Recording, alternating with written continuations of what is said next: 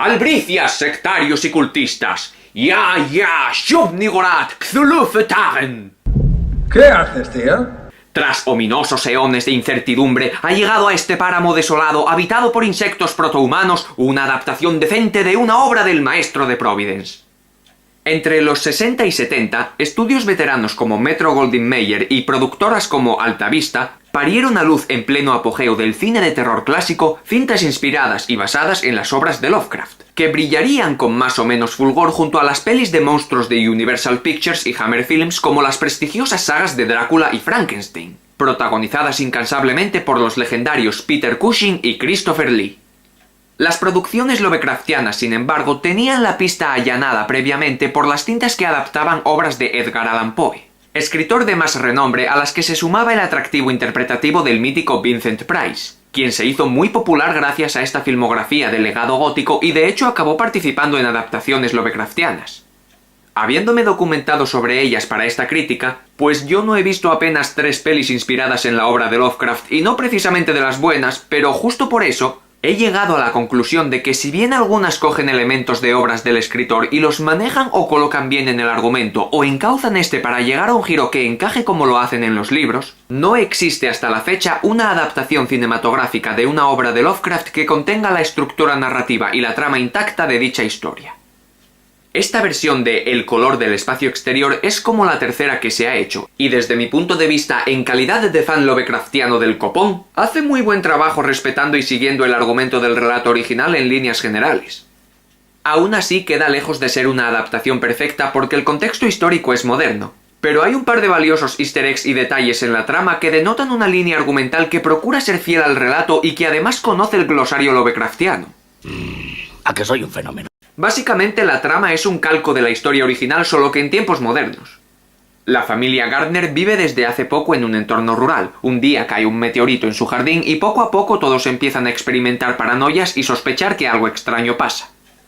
La atmósfera es realmente buena. Hay planos exteriores de la casa estilo colonial, una edificación que abundaba mucho en los relatos de Lovecraft con excelente fotografía, y también unos maravillosos planos naturales de bosques brumosos con un aire bastante gótico. Con este tipo de imágenes abre precisamente la película, y los lectores ávidos de Lovecraft reconocerán en la narración inicial las palabras literales con las que empieza el relato, lo cual es simplemente magistral. Me encanta. El entorno rural también se ha recreado correctamente para acomodarse a una historia del siglo XXI. Se percibe con detalles como que la madre no consigue teletrabajar bien porque el router siempre pierde cobertura y con el hecho de que la hija, Lavinia, como buen cliché adolescente, quiere irse del aislado lugar porque el campo sigue manteniendo las condiciones de vida del medievo. Cosa que es cuanto menos irónica ya que la primera escena muestra a la chiquilla realizando un ritual druídico wicano que requiere bastante armonía con la naturaleza. Esto vendría a ser un poco de fanservice lovecraftiano. Solo es común a la peli, pero no al relato. Y el ritual en sí es para intentar curar a la madre de cáncer. Otra implementación propia de la peli que procede de la vida personal del director, a quien su madre leía relatos de Lovecraft de pequeño antes de dormir. Tristemente, la mujer contrajo cáncer tiempo después, y entonces fue el director el que le leía relatos de Lovecraft a ella, siendo El color del espacio exterior uno de sus favoritos. Eso es lo más bonito que he visto yo en mi vida, joder. Eso es precioso. Pero tengo que decir que dentro de una historia de horror cósmico, una enfermedad terminal no es lo peor que te puede pasar. Corred, todo cuanto gustéis. El hecho de que la hija de la familia Gardner se llame Lavinia es uno de los geniales easter eggs, puesto que Lavinia Whateley es uno de los personajes macabros ocultistas de los relatos de Lovecraft, apareciendo en El horror de Dunwich como una supuesta bruja, y el propio pueblo de Dunwich se menciona en un informe meteorológico junto a Arkham y a Kingsport, localizaciones habituales en otros relatos de Lovecraft. ¡Qué chulo!, ¿no?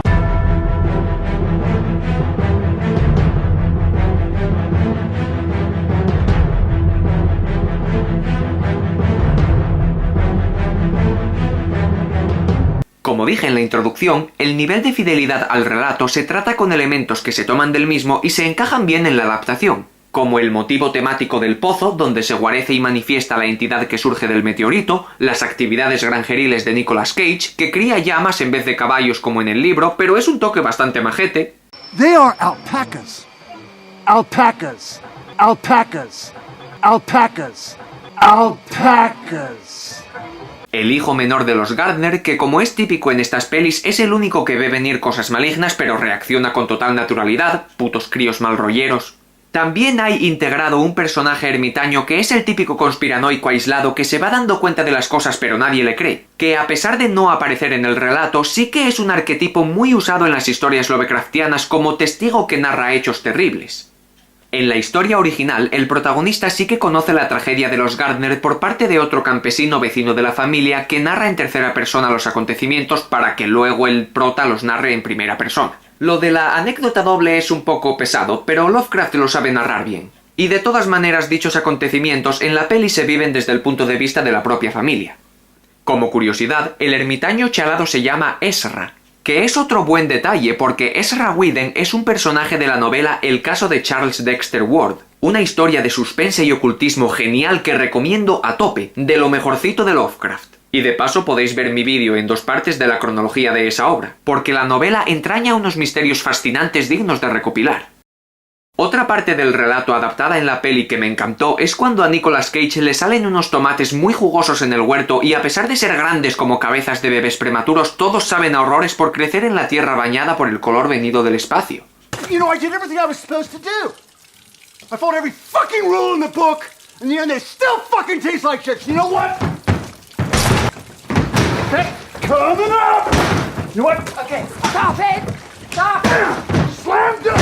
Por último, en el aspecto de la adaptación está el hidrógrafo que aporta el toque de la humanidad indefensa ante lo ajeno y exterior, algo bastante indispensable en obras de Lovecraft. Es un pequeño rol en esta peli, pero está expuesto a las cosas antiterrenales cuando éstas tienen lugar, lo cual es correcto y trae consigo uno de los detalles de fidelidad más valiosos, que es el dar a conocer que en un futuro próximo las tierras donde se desarrolla la acción serán cubiertas por el agua de un embalse. Hasta se ve a una alcaldesa o ministra de algo reiterar este proyecto. Y son toques magníficos que anteceden un final que cierra con el hombre de ciencia ante la presa llena de agua narrando, al igual que se hace al principio, las líneas literales con las que cierra el relato. Bueno, aquello fue maravilloso. Mientras que el libro se centra más en cómo va cambiando el entorno por las propiedades del color que llega del espacio y en las propias características y propiedades del mismo, la película sigue el efecto que causa el fenómeno en la familia, con escenas donde los personajes van quedando en un pequeño trance o lapso mental y cada uno por su parte acaba perdiendo el juicio de una manera u otra. Aquí, el color parece una especie de fuerza que muta o fusiona formas de vida. Sin embargo, en el relato simplemente los priva de vida, los consume y seca dejándolos como momias grisáceas, pero aún así se convierte en dueño del entorno. Llegó para quedarse con nuestras mujeres y con nuestras cosechas. El muy hijo de... Aún así, en la peli me gusta cómo realizan las escenas donde la entidad infecta a los personajes. Se usa una especie de pitido lejano latente o un silencio donde el personaje queda absorto sin poder prestar atención a lo que tiene alrededor. En el caso del chiquillo hacen lo típico de «ya están aquí» y el poponete anda por ahí diciendo que hay gente en el pozo. Y aquí estoy, mentalmente sano, coroñojones, australopiostia. Ah, y Nicolas Cage también tiene su clásico momento de enajenación y performance desternillantemente fuera de tono que le debe venir por contrato, lo cual es un toque genial conociendo un poco la trayectoria de este señor. They? What the fuck are you talking about? They, them, it, that thing that has been fucking this place up. I mean, come on, Dad, don't pretend that you haven't noticed. Nothing has been fucking this place up. Okay, you know, I've had it with your drama, Lavinia. So do me a favor and get the fuck out of my sight, okay? No, actually, I'll save you the trouble and get the fuck out of yours! Alpacas. En el libro, la familia Gardner son un matrimonio y 3 hijos varones de distintas edades, y sus formas de ir sucumbiendo traen más suspense y son más desconcertantes a la par que angustiosas por no poder explicarse de primera mano qué les ocurrió o dónde han ido. La figura del color que vino del espacio es extremadamente ajena a lo conocido en la ciencia ficción clásica. Lovecraft, de hecho, siempre consideró este relato una de sus mejores historias por el diseño del alienígena, puesto que por aquel entonces las interpretaciones de formas de vida extraterrestre en las historias siempre eran variaciones antropomorfas con alguna característica extravagante, lo cual abrumaba y frustraba al maestro de Providence. Por eso diseñó una forma de vida completamente ambigua que difería de cualquier ser vivo corpóreo con propiedades fisiológicas o sistemas biológicos internos, una materia incalificable que no fuese ni planta ni animal. El color del espacio exterior es una interpretación de la vida extraterrestre pluscuamperfecta. No es algo vivo ni muerto, es una energía, es algo etéreo, es un fenómeno incapaz de interpretarse en su totalidad. ¡Wow! En cuanto al motivo de el color en sí, en el relato, como siempre, Lovecraft redactó con maestría la descripción de lo indescriptible, diciendo que lo que llegó en el meteorito es sencillamente una especie de orbe iridiscente que fluctuaba con unos efectos que a la vista resultaban incatalogables, pues no se reconocía en el material ningún tipo de luz o efecto dentro de lo que contiene el espectro visual humano conocido. Y por supuesto, tras exponerlo a varios experimentos químicos y físicos, no se pudo llegar a ninguna conclusión antes de que el objeto se desvaneciese. ¿Qué os parece? Tengo buen currículum. Por desgracia, toda esta Lovecraftianidad no se muestra en la película, y es una verdadera pena porque a pesar de ser una adaptación bastante agradable, la cinta falla en mostrar lo extravagante y antiterrenal del horror cósmico. Las manifestaciones del color tienen un diseño psicodélico que es atractivo para la vista si te gusta lo ochentero. Esta peli tiene ese aire de terror con ciencia ficción retro, pero no evoca la rareza de lo que es el color del espacio exterior en sí, lo cual para mí desmerece una parte del mérito de la adaptación importante. Además, el color predominante es el morado, los tonos rosados, que para retratar un alienígena me parece tan correctamente poco coloquial que me llega a molestar.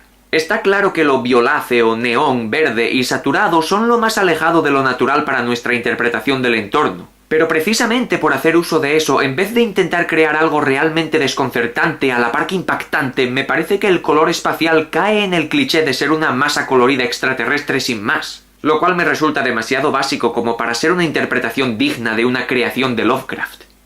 Así no se hacen las cosas. Aparte de eso, en general la peli me resultó satisfactoria, y sabe delegar bien cuando tiene que hacerlo en el aspecto de respetar la obra base.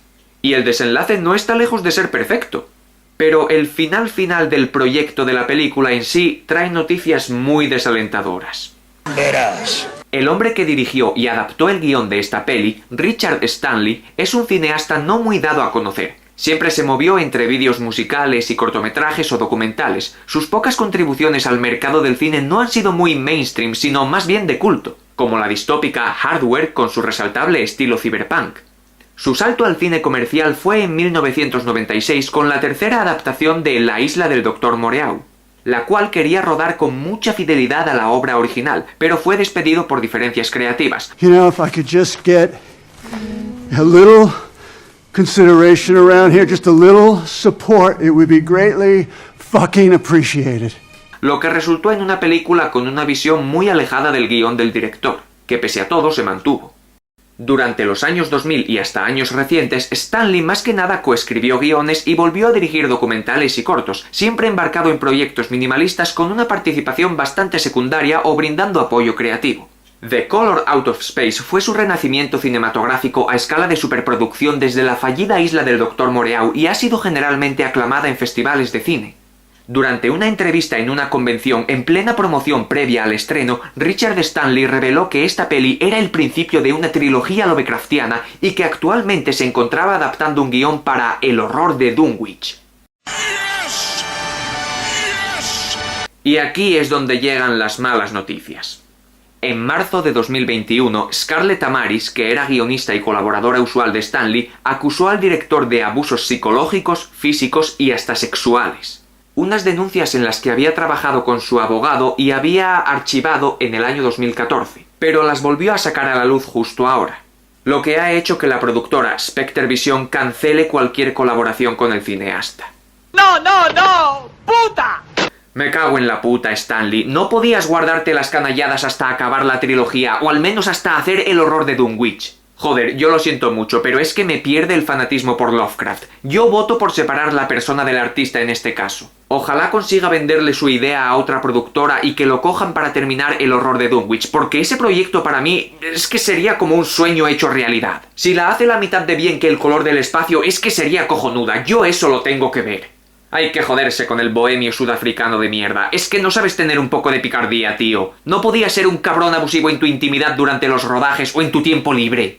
¿Tenías que ser un cavernícola entre pelis para que se te jorobasen los proyectos en pleno desarrollo? Si sigues así serás general de las hijaputas. En fin, ya sabéis lo que dicen, lo cortés no quita lo valiente, o en este caso, el maltrato no quita lo artístico. Y aunque el artista saliese un poco desalmado, aún no se tienen detalles de cómo va a terminar todo esto. No solo los trámites de los cargos que le han caído a Richard Stanley, sino la propia trilogía Lovecraftiana. Quizás pueda acabar el guión para otra productora o a lo mejor se puede conseguir a otro director para que adapte su guión, aunque eso podría mermar el estilo cinematográfico que Stanley había traído ya con su adaptación del Color del espacio exterior, la cual no deja de ser bastante atractiva y bien llevada después de todo. Habremos de esperar hasta el próximo eclipse y rezarle a los dioses exteriores mientras sacrificamos concursantes de Gran Hermano a los primigenios que yacen bajo los picos de Europa. Y esperemos que los errores de los patéticos humanos no interfieran en los planes del horror cósmico. Hasta el próximo festival, sectarios y cultistas. Alpacas.